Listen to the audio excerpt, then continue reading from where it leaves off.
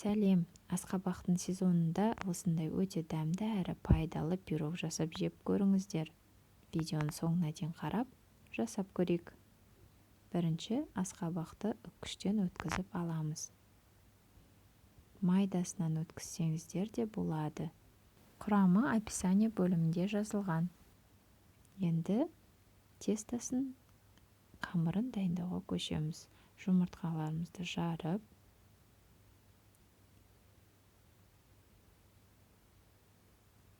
оның үстінен шым-шым тұзымыз салып, осылай кішкене көпіргенше миксерлеп отырамыз. Және көпіргеннен кейін үстінен қантты бөлшектеп қана салып отырып, ақ көбік болғанша миксерлейміз.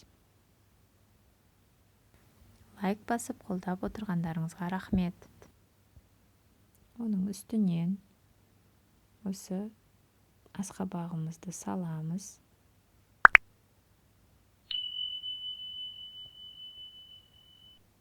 Арнама жазылып, қоңыраушаны басып қоюды ұмытпаңыз.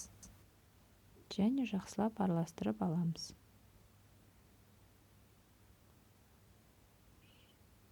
Үстінен ұнымызды, електен өткізілген ұнымызды саламыз.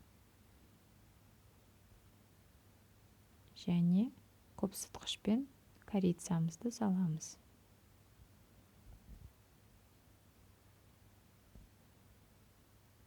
Жақсылап араластырып, үстінен сұйық майды құйып, оны да жақсылап араластырып шығамыз.